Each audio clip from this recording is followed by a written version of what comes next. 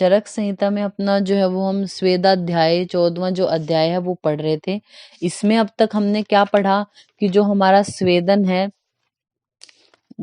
पहले तो उस स्वेदन हमारा कफज और वातज जो व्याधियां उनमें कराते हैं, उसकी प्रशंसा के लिए जो एक उपमा बताई, शुष्कानि अपि हि काष्ठानि स्नेह स्वेदो उपादिने नमयन्ति यथा न्यायम किम पुनर्जीवितो नरान, वो पढ़ा था। फिर उसके बाद महान, मध्यम या दुर्बल स्वेद हम किन में कराते हैं, स्निग्ध या रुक्ष कब कराते हैं, और अगर अमाशय या पक्वाशयगत दोषों में किस प्रकार से कराते हैं, यानी स्थानिक दोष का शमन पहले किया था।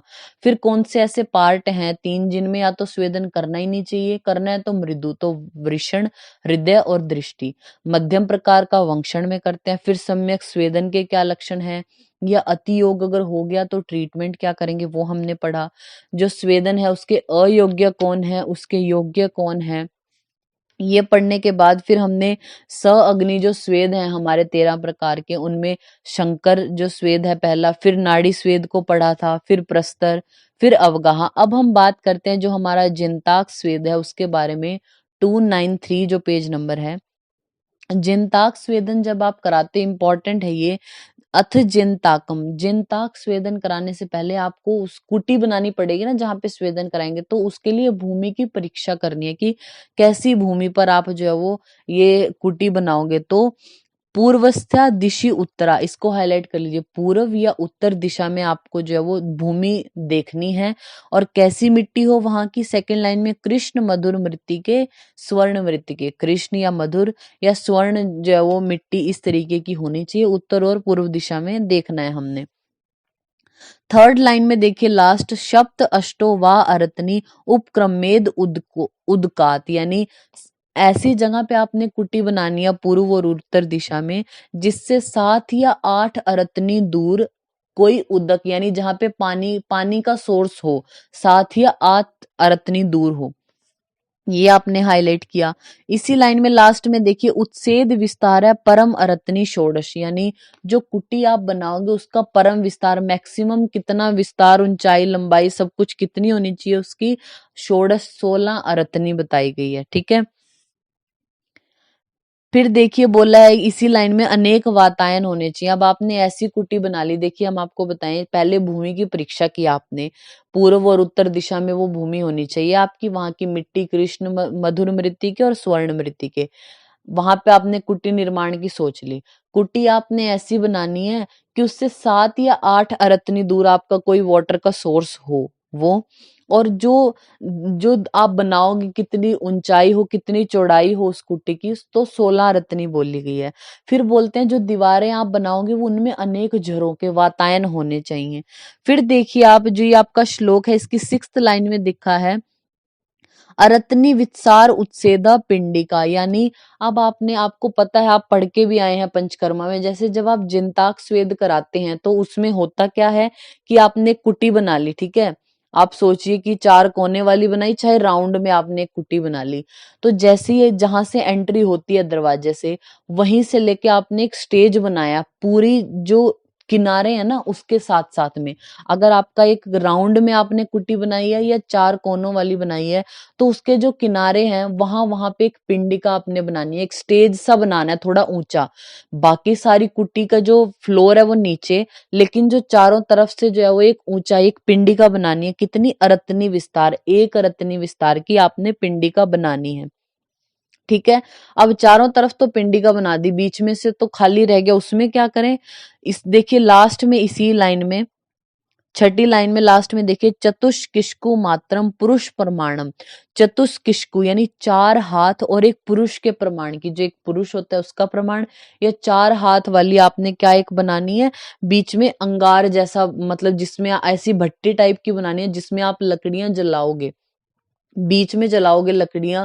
जब वो निर्धूम हो जाएगा, सारा आपने लकड़ियां जला दी, जब वो निर्धूम हो जाएगा, वो पूरा कमरा गर्म हो जाएगा ना, तब आपने पेशेंट की एंट्री करानी है, और पेशेंट को बोलना है कि जो पिंडिका होती है ना, जो आपने बिल्कुल कमरे के किनारों पे बनाई हुई है, उस पे लेटते लेटते जो वो आगे आगे बढ़ते जाना है, और जहां से एंट्री की वहीं से एग्जिट लेनी है। ये हमारा जिनताक जो है वो स्वेद होता है। तो इसमें क्या है इंपॉर्टेंट याद रखने का, पूर्वी और उत्तर दिशा में आपने घर बनाना है। कृष्ण मधुर मृत्तिके और स्वर्ण मृत्तिके। पानी कितनी दूर हो, पानी का सोर्स 7 से 8 अरतनी। आपने जो कुटी बनाई उसका प्रमाण कितना है, 16 जो है वो अरतनी उतना। अनेक वातायन हो, जो पिंडी का है वो 1 अरतनी उच्छेद या विस्तार होना चाहिए। और जो बीच में आपने एक बनाया है जिसमें आप लकड़ियां जलाओगे उसका प्रमाण क्या है, चतुष्किष्कु मात्रम पुरुष प्रमाणम। ठीक है, नेक्स्ट पेज पे आप आ जाइए, जहां पे ये 45 नंबर श्लोक खत्म हो रहा है ना, उसकी ऊपर वाली लाइन में देखिए लास्ट में, मुहूर्ताताद सुखोष्ण वारिना, यानी एक, अब जब पेशेंट आ गया आपका स्वेदन करने के बाद बाहर निकल आया पेशेंट, तो एक मुहूर्त के बाद उसको थोड़ा रेस्ट करा के, मतलब एक मुहूर्त का, फिर उसको जो है वो गर्म जल से स्नान आदि करने को बोलना चाहिए। आप जहाँ पे जनताक स्वेदन की विधि इस पॉइंट लिखा है ना, आप यहीं पे लिख लीजिए नेत्र की रक्षा। यानी जब वो कुटागार से बाहर आता है ना, तो पेशेंट को नेत्र की रक्षा करने के लिए बोलते हैं। मतलब एकदम ठंडे जल से स्नान या इस तरह, अंदर इतनी गर्मी से है ना, तो बाहर आके नेत्र की रक्षा करने को उसको बोला जाता है। आप में से कोई बताएगा कि कौन सी ऐसी ऋतु थी जिसमें जनताक स्वेद वर्णित किया गया था? हेलो। हेमंत ऋतु में बोला गया था कि जनताक स्वेद है जो वो कराना चाहिए। नेक्स्ट पेज आप निकाल लीजिए, कुटी स्वेद पे आ जाइए आप। 51 नंबर जो श्लोक है, कुटी स्वेद कैबिन सुडेशन के लिए बोला गया। अनति उत्सेदम विस्तारम, जिसका एक ज्यादा उत्सेद या विस्तार ना हो, वृत्त आकार हो, अलोचनम यानी कोई भी झरोखे नहीं होने चाहिए जिसमें से हवा क्रॉस हो सके। घन भित्ति कुटी कृत्वा कुष्ठ आदि संप्रलेपित को हाईलाइट कर लीजिए। कुटी इसमें कैसी बनानी है, एक ऐसा कैबिन आपने बनाना है जिसमें कोई भी झरोखे यानी कहीं से हवा की क्रॉसिंग का कुछ ना हो, उत्सेद और विस्तार भी ज्यादा ना हो उसका, और कुष्ठ आदि जो उसकी दीवारें हैं वो मोटी होनी चाहिए, और जो कुष्ठ आदि द्रव्य यानी उष्ण द्रव्य हैं उनका लेप उनकी दीवारों पर होना चाहिए। फिर बीच में पेशेंट को लेटा के और साइडों में वो रख देते हैं ना उसके, तो वो हमें उस इतना डीप नहीं पूछते, ऐसे नहीं पूछा जाता। अब आप आ जाइए 56 नंबर जो श्लोक है, कुंभी स्वेद में जो 56 नंबर श्लोक है, सेकंड लाइन देखिए, अर्ध भागम त्रिभागम व शयनम तत्र च ऊपरी। कुंभी स्वेद में क्या होता है, घड़े का यूज करते हैं। तो जो घड़ा है ना उसको किसी वातनाशक द्रव्य के क्वाथ से भर के जमीन में हम थोड़ा सा गाड़ देते हैं। तो कितना उसको जमीन के अंदर डालना है, तो त्रिभाग या अर्ध भाग, आधा भाग या तो घड़ा आधा जमीन में डाल दो, या 1/3 जो है वो जमीन में डाल के फिर स्वेदन इस तरीके से कराते हैं। वो हमें नहीं पढ़ना डिटेल में कि किस तरीके से कराना है, बस आपको याद रखना है कि कुंभी स्वेद में या तो घड़ा जो है वो अर्ध भाग जमीन के अंदर रखते हैं या त्रिभाग। नेक्स्ट आप आ जाइए हमारा जो है 64 नंबर जो श्लोक है, इसमें 10 निराग्नि स्वेदों की बात की गई है। कौन से होते हैं, व्यामम उष्ण सदनम, गुरु प्रावणम शुदा, हाईलाइट कर लीजिए इसको, बहुपानम भय क्रोध, आहव उपनह आहव आतपा यानी व्यायाम करना, उष्ण सदन यानी उष्ण ग्रह में रहना, गुरु प्रावण कोई भारी चीज ओढ़ लेना जैसे कंबल, उससे भी स्वेदन हो जाएगा। क्षुधा भूखे रहने से, बहुपानम यानी ज्यादा उष्ण वीर्य कोई लिक्विड आप पी लो तो उससे भी तो गर्मी आ जाती है ना शरीर में, तो बहुपान, भय से, क्रोध से, उपनाह से, आहव यानी युद्ध आदि जो करते हैं, और आतपा यानी आतप सेवन से। तो हम आप यही पेज के टॉप पर लिख लीजिए, आचार्य चक्रपाणि ने उपनाह के 2 भेद बोले हैं, स अग्नि और निराग्नि भी। चक्रपाणि उपनाह के 2 भेद बोलते हैं, सा अग्नि और निराग्नि। हमारे तो आचार्य जो चरक हैं उन्होंने उपनाह को रखा है निराग्नि स्वेदों में, आचार्य सुश्रुत जो है वो साग्नि स्वेदों में रखते हैं उपनाह को, ये आपको याद होना चाहिए। 65 नंबर जो श्लोक है इसी पेज पे बॉटम में, उसको हाईलाइट कर लीजिए, इति उक्तो द्विविध स्वेद। तो ये 2 प्रकार का स्वेद हो गया, कौन सा, संयुक्तो अग्नि गुणे नैच है, यानी जो अग्नि का संयुक्त है और या ना है, यानी स अग्नि और निराग्नि।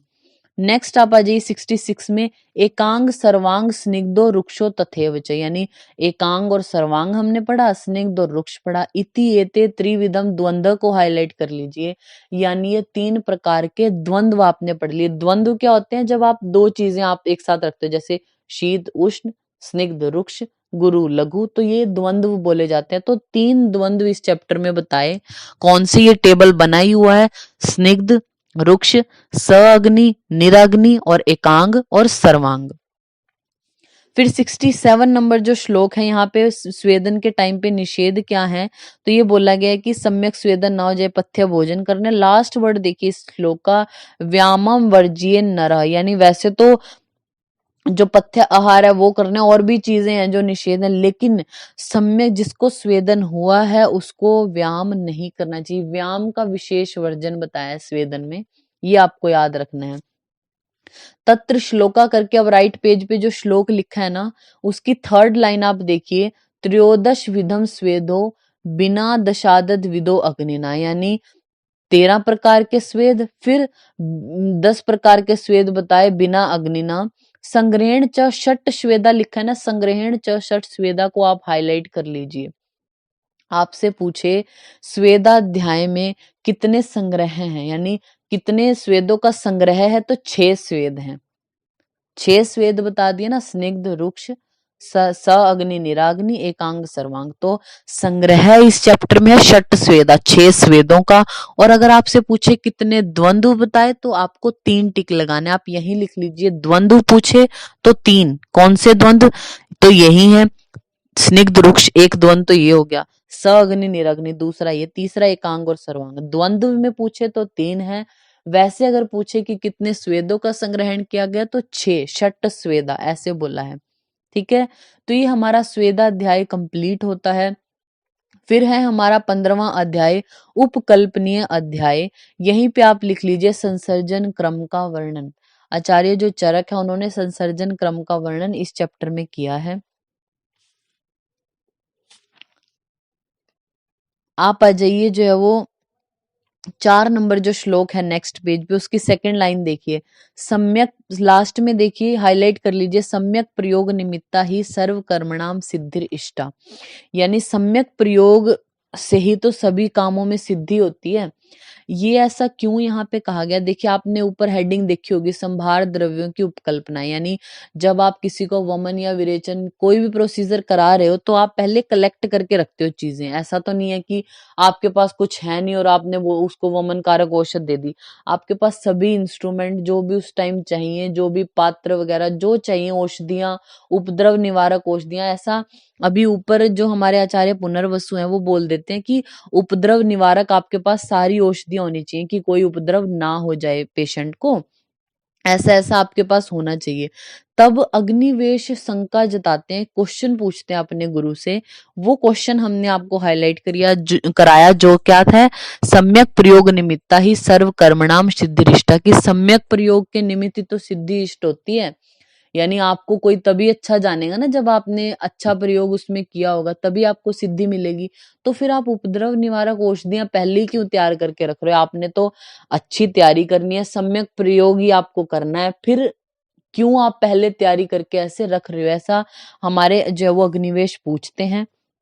फिर 5 नंबर श्लोक में भगवान आत्रेय उसका आंसर देते हैं, वो हम पूरा नहीं पढ़ेंगे। आप इसकी 4थी लाइन देखिए 5 नंबर श्लोक की, सूक्ष्माणि ही अपि दोष भैषद देश काल बल शरीर आहार सात्म्य सत्व प्रकृति वयस अवस्थानांत अंतराणी। ये बोलते हैं जो भगवान आत्रेय हैं कि हम इसलिए सब कुछ पहले ही करके रख रहे हैं क्योंकि बहुत कम डिफरेंस होता है दोष भैषज में, यानी जो दोष हम डिसाइड करते हैं ना किसका वात दोष है पित्त, तो हम इतनी इजीली नहीं पता कर पाते। तो दोष में, भेषज में, उसके देश काल, इन सब में बहुत सूक्ष्म भेद होता है, यानी कोई भी बुद्धिमान पुरुष घबरा जाता है ऐसी स्थिति आने पे। तो इसलिए आपको पहले ही चीजों को कलेक्ट करके रखना चाहिए, ऐसा बोलते हैं हमारे आचार्य जो आत्रेय हैं वो।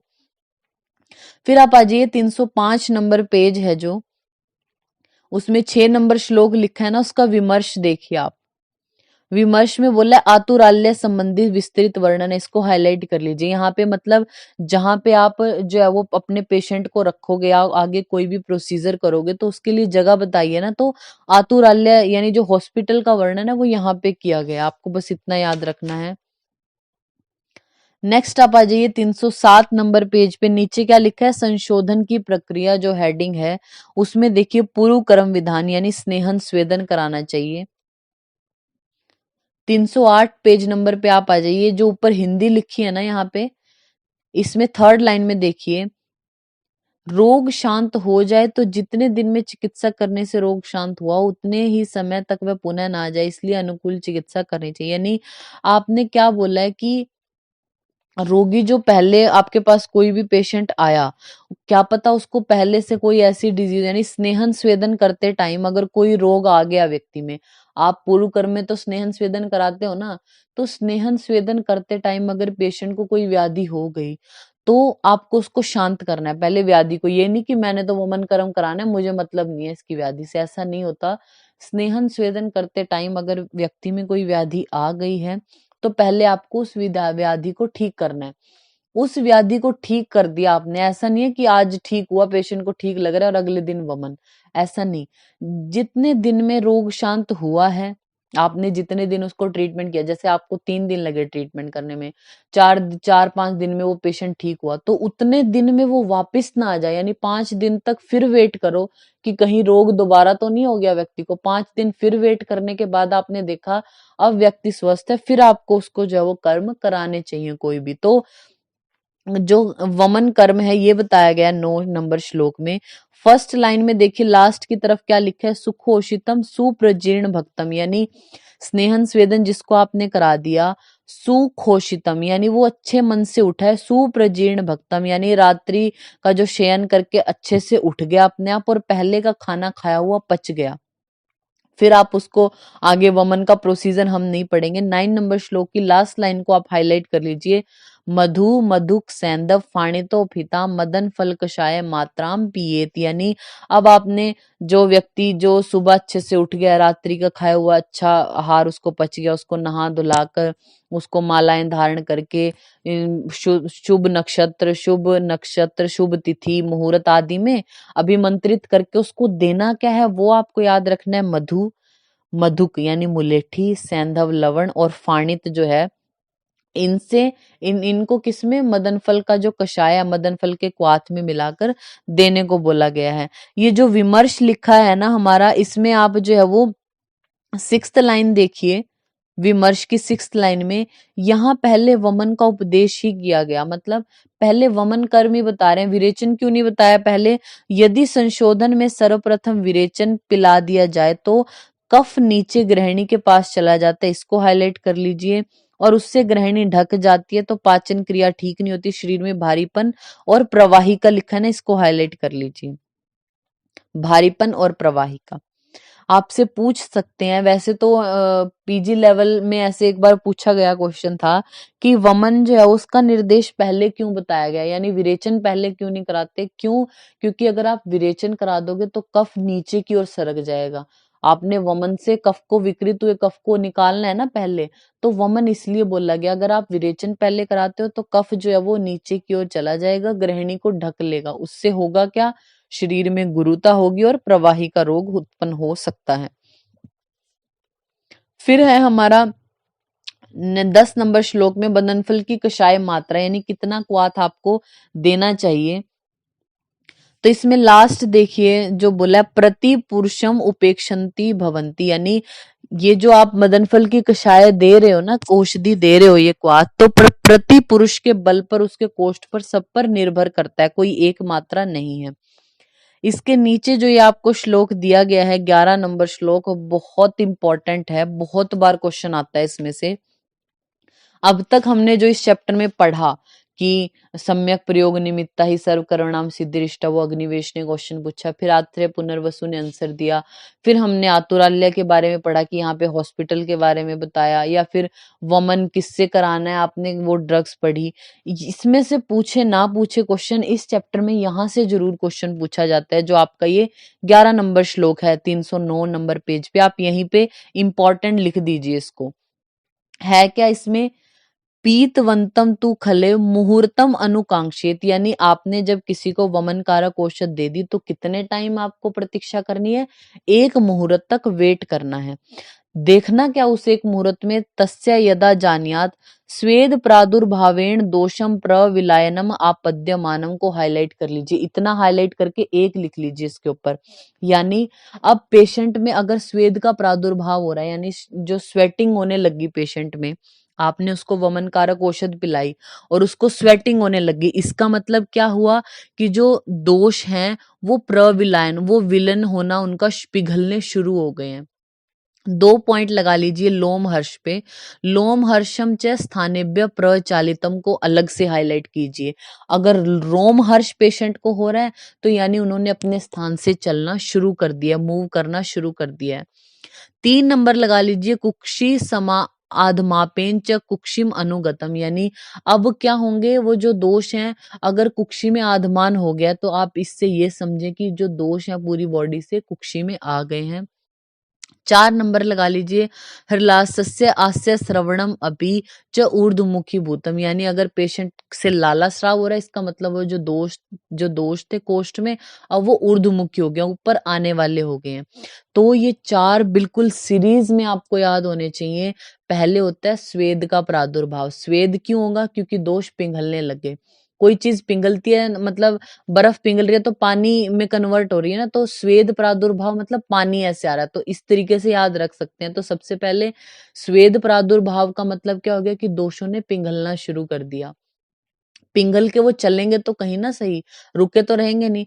तो जब लोम हर्ष होगा यानी रोंगटे खड़े होना टाइप, तो वो क्या होगा, जो दोष है उन्होंने चलना शुरू कर दिया। स्थानेभ्य प्रचालितम, फिर वो अब पूरी बॉडी से चल के कहाँ आएंगे? कोष्ठ में। तो अगर कुक्षी में आधमान, आपको कुक्षी भरी भरी लग रही है जैसे पता नहीं क्या खा लिया आपने इस तरीके से, तो आधमान अगर कुक्षी में लग रहा है इसका मतलब दोष कुक्षी में पहुंच गए हैं। अब वो कुक्षी में आके जब वमन करा रहे हो तो ऊपर की ओर ही आएंगे ना। तो अगर पेशेंट को हृलास हो रहा है, मुख से स्राव आ रहा है, इसका मतलब वो ऊर्ध्वमुखी हो गए हैं। एक बार राजस्थान पीजी में क्वेश्चन आया था कि वामक द्रव्यों के प्रयोग के पश्चात कौन सा लक्षण दोषों के ऊर्ध्वगमन को दर्शाता है? ऑप्शन थे रोमहर्ष, हृलास, स्वेद प्रादुर्भाव और आधमान। तो उसका आंसर था हृलास दिखाता है। आपसे इसी तरीके से और भी पूछ सकते हैं ना कि कौन सा लक्षण जो है वो दोषों के स्थान से चलित या स्थान से चलने को दर्शाता है, तो लोमहर्ष। दोषों के प्रविलायन को स्वेद प्रादुर्भाव दर्शाता है। आधमाव वाला तो आप समझ ही जाओगे कि कुक्षी में आ गए तो कुक्षी में आधमान होगा। नेक्स्ट फिर हमारा आता है, आप आ जाइए जो है वो वमन के अयोग के जो लक्षण हैं हमारे, राइट जो पेज है हमारा 311 नंबर पेज में, इसमें जो दूसरा श्लोक है तद्यथा अप्रवृत्ति, अयोग में देखिए विभ्रंश और विबंध यहाँ पे एक लक्षण बताए हैं ये। फिर उसके बाद नीचे जो 2 नंबर पॉइंट है वमन के सम्यक योग के लक्षण, यहाँ पे एक बार देख लीजिए इसको, बाकी सिद्धि स्थान में आएगा जहां पे आपको याद करना है। एक बार देख लीजिए, उचित समय पर वेगों का निकलना, अत्यधिक कष्ट ना होना और क्रम से कफ पित्त वायु का निकलना, इसको हाईलाइट कर लीजिए। क्रम से अगर आप किसी को वमन करा रहे हो तो सबसे पहले कफ निकलता है, फिर पित्त निकलता है और फिर वायु निकलती है, और जो वेग है वो स्वयं ही बंद हो जाएंगे। तो ये सम्यक योग के लक्षण है। देखिए विमर्श में लिखा है ना सिद्धि स्थान में इसके लक्षण बोलने हैं, इसको हाईलाइट कर लीजिए। यथा क्रमात् कफ पित्त अथ अनिलश्च यस्य सेति वमित स इष्टः, हृदय पार्श्व मूर्ध इंद्रिया मार्ग शुद्धो तथा लघुत्वे अपि च लक्ष्यमाणे। ये आचार्य चरक बोलते हैं। सिद्धि स्थान में बोलेंगे कि क्रम से पहले कफ निकलेगा, फिर पित्त और बाद में वायु निकलेगी। ये सम्यक वमन के लक्षण है। सेकेंड लाइन में विमर्श में सुश्रुत वाला भी हाईलाइट कर लीजिए। वमने प्रसेक औषधम कफ पित्त अनिल क्रमेण गच्छन्ति। आचार्य सुश्रुत ने बस आगे क्या लगा दिया कि पहले औषध निकलती है, जो आपने वमन कारक औषध पेशेंट को पिलाई है वो निकलेगी, फिर कफ निकलेगा, फिर पित्त, फिर अनिल, यानी क्रम वही रखा है बस। फिर आता है हमारे वमन के अतियोग और अयोग के जो उपद्रव है 13 नंबर श्लोक में। यहाँ पे जस्ट आपको यहाँ पे इनको नहीं पढ़ना है कौन कौन से, आप यहीं पे लिख लीजिए 10 होते हैं। वमन और विरेचन के जो व्यापद हैं वो 10 हैं, वो हम सिद्धि स्थान में पढ़ेंगे। चाहो तो आप विमर्श में देखिए, 13 नंबर श्लोक का जो विमर्श है ना नीचे, उसकी सेकंड लाइन को हाईलाइट कर लीजिए, वहां पे हम इसको याद करेंगे, बट यहाँ पे भी आप कर सकते हैं। आधमानम परिकर्त श्रावो हृद गात्र्यो ग्रह जीवादानम सविभ्रंश स्तंभ सौपद्रव क्लम अयोगात अति योगात दशेता व्याप्तो मत। सिद्धि स्थान में जो है वो चरकाचार्य बोलेंगे कि जो वमन है और विरेचन है उसके अयोग और अति योग से हमारे ये 10 व्यापद होते हैं। आधमान, परिकर्तिका, श्राव, हृदय ग्रह, गात्र ग्रह, जीवादान, विभ्रंश होना, स्तंभ, उपद्रव और क्लम। फिर आता है नेक्स्ट हेडिंग है, देखिए आपका 14 नंबर श्लोक की हेडिंग देखिए, वमन कर्म के बाद धूमपान।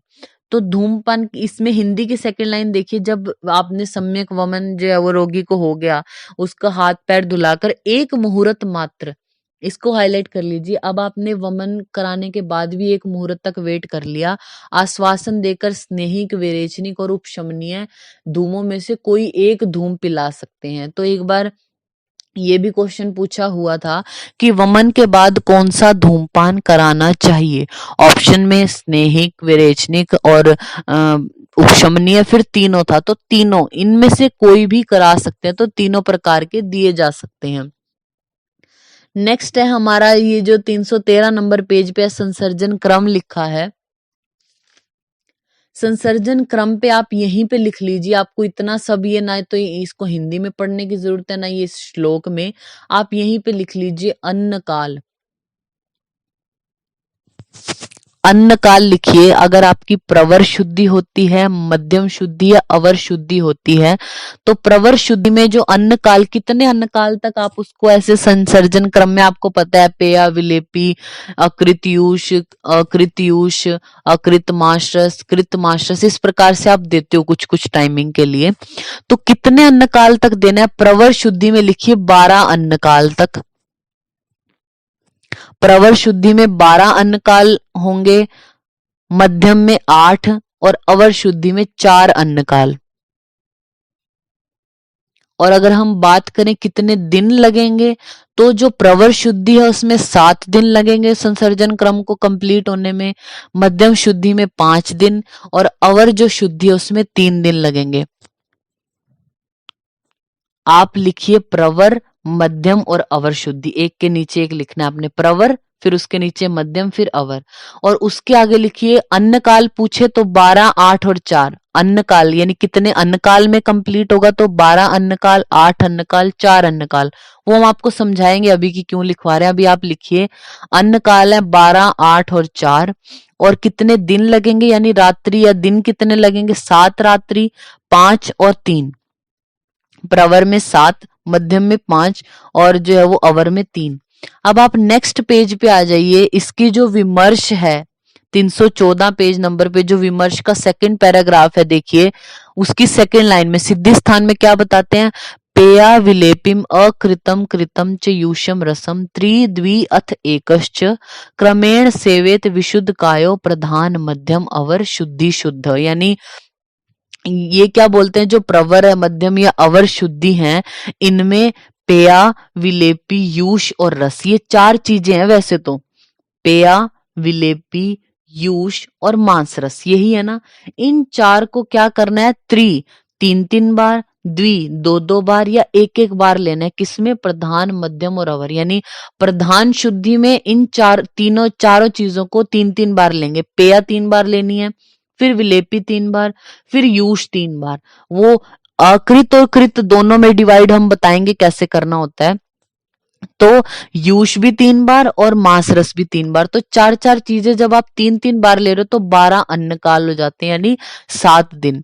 इसी तरीके से 2-2 बार लोगे तो हमारे 8 अन्न काल होते हैं, मतलब 5 दिन तक। इस तरीके से तो आप कहीं पे एक जगह नोट कर सकते हैं इनको किसी पेज पे, या अगर आप जो वो यहाँ पेज के टॉप पर लिखना चाहें तो सबसे ऊपर जो है वो आप थोड़ा सा आगे छोड़ के हेडिंग लिखिए पेया, फिर उससे आगे हेडिंग ऊपर विलेपी, फिर उसी के साइड में अकृत यूष, फिर कृत यूष, फिर अकृत मांसरस, फिर कृत मांसरस। आपने ये लिखी 6 हेडिंग है हमारी, पेया, विलेपी, अकृत यूष, कृत यूष, अकृत मांसरस और कृत मांसरस। ये लिखा। फिर इनके आगे लिख लीजिए प्रधान, मध्यम और अवर, यानी प्रधान शुद्धि में कितनी देनी है पेया विलेपी आदि वो हम बताएंगे मध्यम में और अवर में। तो प्रधान शुद्धि है जो, उसमें पेया लिख लीजिए 3 देते हैं, 3 बार देनी है पेया। विलेपी देनी है 3 बार, अकृत यूष देना है 1 बार और कृत यूष देंगे 2 बार। तो 1 बार बिना फ्राई किया हुआ दे दिया यानी अकृत, 2 बार फ्राई करके, तो 3 बार हो गया ना यूष भी। तो अकृत 1 बार, कृत 2 बार। इसी तरीके से अकृत मांस रस 1 बार और कृत 2 बार। ठीक है। फिर मध्यम शुद्धि में देखिए पेया 2 बार देनी है, विलेपी 2 बार, 1 बार अकृत दे दो यूष और 1 बार कृत यूष दे दो। इसी तरीके से 1 बार अकृत मांस रस, 1 बार कृत मांस रस। और अवर में 1 बार पेया, 1 बार विलेपी और अकृत यूष नहीं देंगे। अब अवर में हम सीधा कृत देंगे। इसी तरीके से अकृत मांस भी नहीं देंगे, सीधा कृत मांस देंगे। वैसे तो अगर आपने इसका टेबल बना लिया होगा तो ठीक है, वरना हम आपको कल जो है वो सेंड कर देंगे ये बना के, तो आप उससे अच्छे से समझ जाएंगे कि हम क्या बोल रहे थे। जो है ये जो राइट पेज है इस पे 17 नंबर श्लोक में आप देखिए, अब विरेचन कर्म के बारे में बोला गया है। तो इसमें लास्ट वर्ड देखिए सुखोषितम सुप्रजीर्ण भक्तम, इसमें भी बोला है। थर्ड लाइन में आप देखिए क्या लिखा है, त्रिवृत कल्क अक्ष मात्रम को हाईलाइट कर लीजिए। जब मदन फल कषाय की बारी आई वमन के लिए, तो वहां पे मात्रा बोलते हैं कि पुरुष के कोष्ठ इन सब पे डिपेंड करती है, उसके अकॉर्डिंग आप देना। लेकिन विरेचन कर्म में इन्होंने त्रिवृत कल्क की मात्रा क्या बोली, अक्ष मात्र बोला, इसको आपने हाईलाइट किया। ठीक है। बाकी सारा जो विरेचन का प्रोसीजर है वो सारा वमन जैसा ही होता है, सिर्फ धूमपान को छोड़कर। आप अगर देखें तो ऊपर से जो 9th लाइन है आपकी हिंदी की, जो 9th लाइन है देखिए, उसमें लिखा है ना, जब उचित रूप से विरेचन हो जाए तो धूमपान को छोड़कर, हाईलाइट कर लीजिए, धूमपान को छोड़कर वमन विधि, यानी जो पूरा हमने वमन के लिए जो प्रोसीजर किया उसी तरीके से करना है, लेकिन विरेचन में हम धूमपान नहीं कराते। ठीक है। विरेचन में आपको क्या याद रखना है, त्रिवृत कल्क अक्षमात्र है और धूमपान नहीं कराते। फिर हमारा आता है 22 नंबर श्लोक, आ जाइए आप राइट पेज पे, 317 नंबर पेज पे है। संशोधन के लाभ बोले हैं, मलापहम मलों को नाश करने वाला, दूर करने वाला, रोग हरम रोगों को हरने वाला, बल वर्ण प्रसादनम बल और वर्ण का प्रसादन करने वाला, पित्वा संशोधनम सम्यक आयुष्य युज्यते चिरम, यानी तीनों जो दोष है मल हैं उनको दूर करने वाला, रोगों को नष्ट करने वाला, बल वर्ण को बढ़ाने वाले जो संशोधन औषधियां उनको पीकर मनुष्य को अधिक दिनों तक उत्तम की आयु देने वाला होता है। यानी ये संशोधन जो आप पी रहे हो उसके बारे में बोला गया है। नेक्स्ट आता है हमारा 23 नंबर जो श्लोक है, उसके आगे आप लिख लीजिए रेफरेंस, ईश्वराणाम वसुमताम वमनम सविरेचनम संभारा। ईश्वराणाम जो राजा आदि हैं, वसुमताम धनी लोग हैं, उनके लिए यहाँ पे वमन विरेचन की जो सामग्रियां हैं, संभार जो जो इकट्ठी करनी है वो सब इस चैप्टर में बताई, फिर वमन विरेचन आदि के बारे में बताया है। नेक्स्ट हमारा जो चैप्टर आता है 16वां अध्याय हमारे जो चरक संहिता है उसका, चिकित्सा प्राभृतीय अध्याय, इसको हाईलाइट कर लीजिए, जो लिखा है चिकित्सा प्राभृतीय अध्याय। चिकित्सा प्राभृत्य का मतलब क्या होता है, आप यहीं पे लिख लीजिए, सभी उपकरणों से युक्त वैद्य, जो सभी इंस्ट्रूमेंट से युक्त हो ऐसे वैद्य को बोला है चिकित्सा प्राभृत्य। और इस अध्याय में स्वभावो परमवाद का उल्लेख किया गया, आप यहीं लिख लीजिए, जहां पे 16वां अध्याय लिखा है ना, तो स्टार लगा के लिख लीजिए स्वभावो परमवाद। जैसे हमने इससे पहले जो 15वां अध्याय था उपकल्पनीय में लिख नहीं लिया था शुरू में कि संसर्जन क्रम का उल्लेख, तो आपको जैसे ही चैप्टर आप खोलोगे आपको हो जाएगा कि इसमें हमने स्वभाव परमवाद पढ़ना है, इंपॉर्टेंट है जो। तो चिकित्सा प्राभृत्य का जो है वो इसमें आप देखिए 3 नंबर जो श्लोक है आपका इसी पेज पे नीचे, चिकित्सा प्राभृत्यो धीमान शास्त्रवान करम तत्पर है नरम विरेचति य स योगात सुखम अश्नुते, यानी जो चिकित्सा प्राभृत्य है यानी जो सभी उपकरणों से युक्त है बुद्धिमान है, शास्त्रों का ज्ञान है, जब वो मनुष्य को विरेचन कराता है तो सम्यक योग के लक्षण मिलते हैं, मनुष्य को सुख मिलता है। फिर 4 नंबर में बताया कि यह वैद्यमानी, वैद्यमानी मतलब जो खुद को वैद्य मानता है पर है नहीं, यानी जो मूर्ख वैद्य है, अगर वो किसी को विरेचन कराता है तो हमेशा अयोग या फिर अतियोग के लक्षण ही उत्पन्न होते हैं। फिर आप आ जाइए सम्यक विरिक्त पुरुष के लक्षण यहाँ पे लिखे हैं 5 और 6 नंबर श्लोक में। इसमें पहला वर्ड है दौर्बल्यम लाघवम ग्लानि को हाईलाइट कर लीजिए।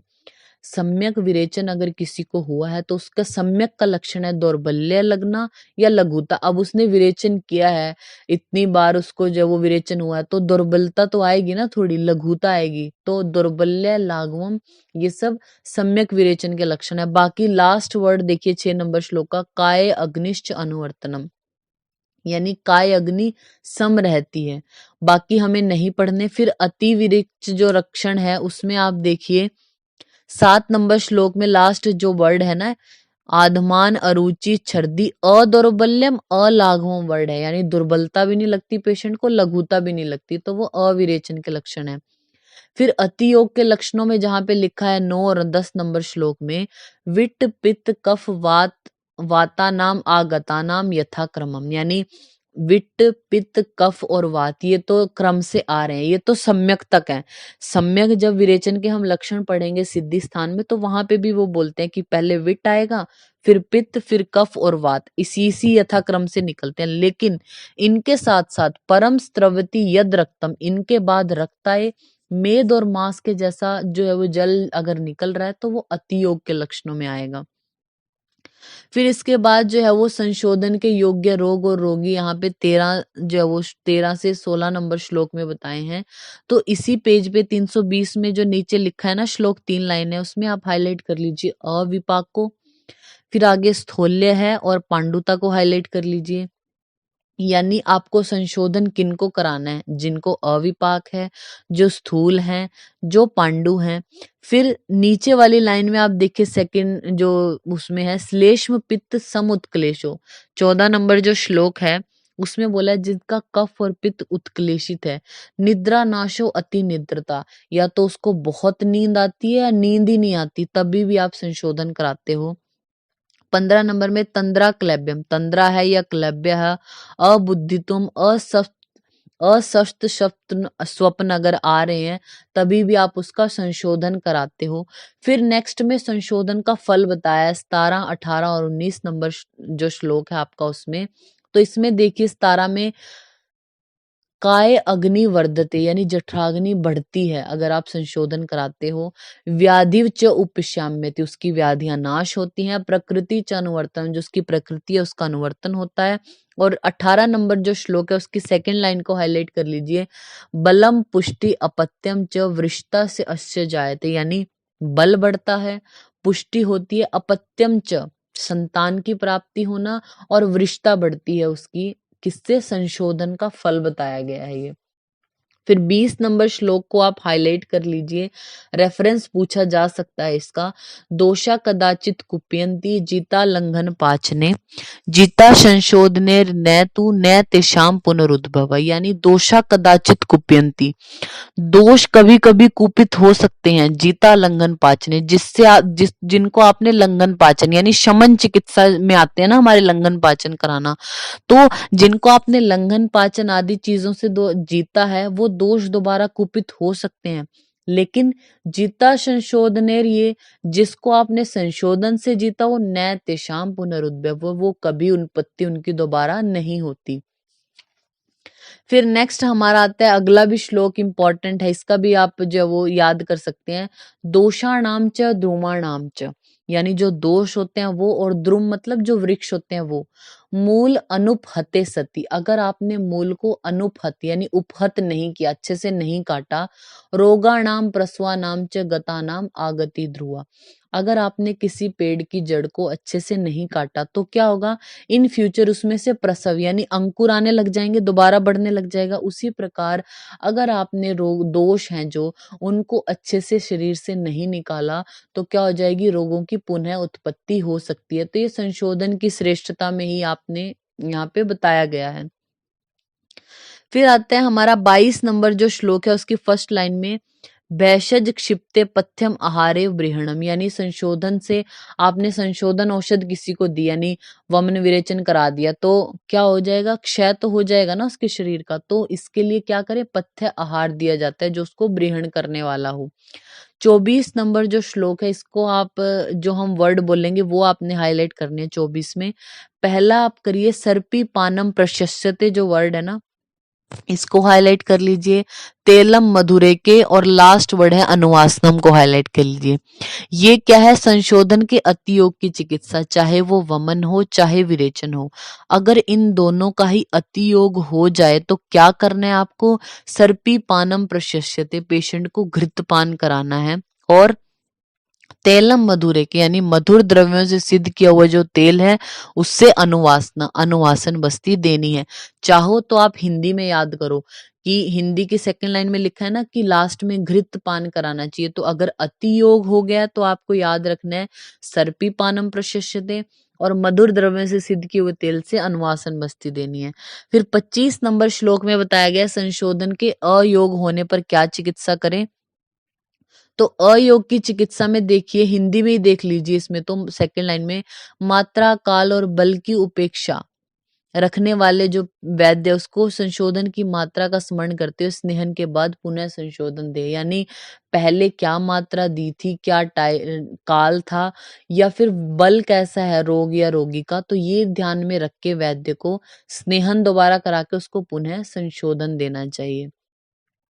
फिर हमारा आता है 27 नंबर श्लोक स्वभावो परमवाद, इसको आप हाईलाइट कर लीजिए।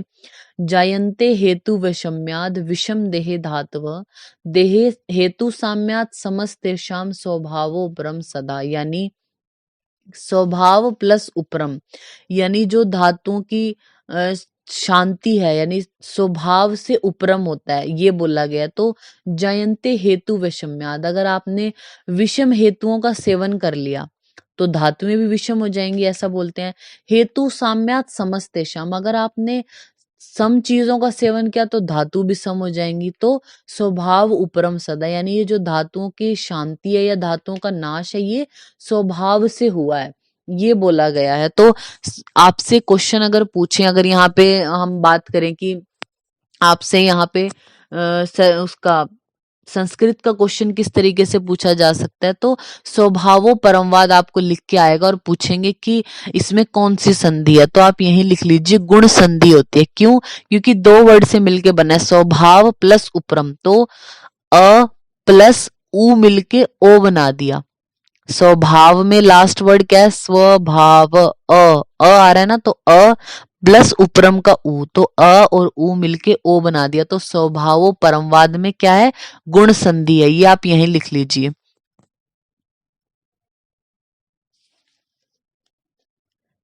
अब नेक्स्ट पेज पे आप आ जाइए विमर्श में।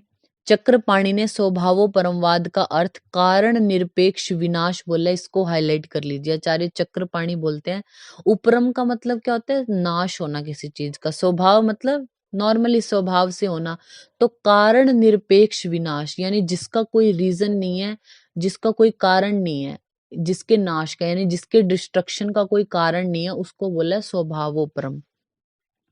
28 नंबर जो श्लोक है उसको आप हाईलाइट कर लीजिए। प्रवृत्ति हेतु भावानाम न निरोधस्ति कारणम केचित तत्रापि मन्यन्ते हेतुम हेतु अवर्तनम, यानी उत्पन्न होने वाले वस्तुओं की जो प्रवृत्ति है उनमें कारण होता है लेकिन न निरोधस्ति कारण, उनके नाश में कोई कारण नहीं होता ऐसा बोलते हैं।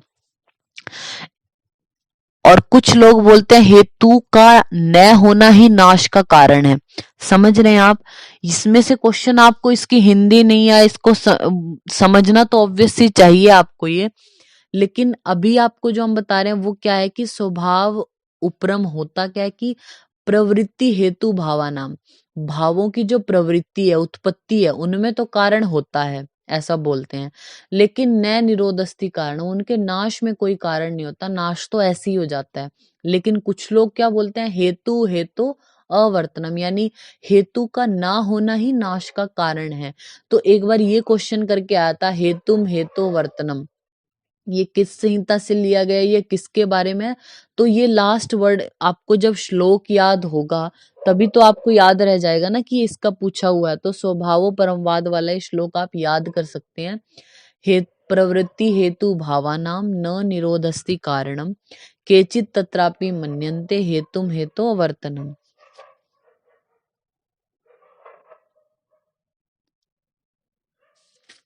फिर आता है आपका, आप आ जाइए 34 नंबर श्लोक में। चिकित्सा की यहाँ पे परिभाषा बोली गई है। या भी क्रिया भी जायन्ते शरीर धातवे समः स चिकित्सा विकाराणाम करम तद बीजाम समृतम। या भी क्रिया भी जायन्ते, वो क्रिया जो क्या करे, शरीर धातवे समः, शरीर की धातुओं को सम करे। स चिकित्सा विकाराणाम करम तद बीजाम पतम, यानी ये चिकित्सा है रोगों की और ये वैद्य का कर्तव्य है, वैद्य का कर्म बोला गया है चिकित्सा को। हमने जो है वो हमारा जो 9 चैप्टर आया था चरक सूत्र 9, वहां पे चिकित्सा की डेफिनेशन क्या पड़ी थी, विमर्श की। देखिए इसमें लास्ट लाइन में, चतुर्णी भिषक आदि नाम शस्ता नाम धातु व्यकृते प्रवृत्ति धातु साम्यार्थ चिकित्सा इति अभिधीयते, वो चरक सूत्र 9 में आई थी।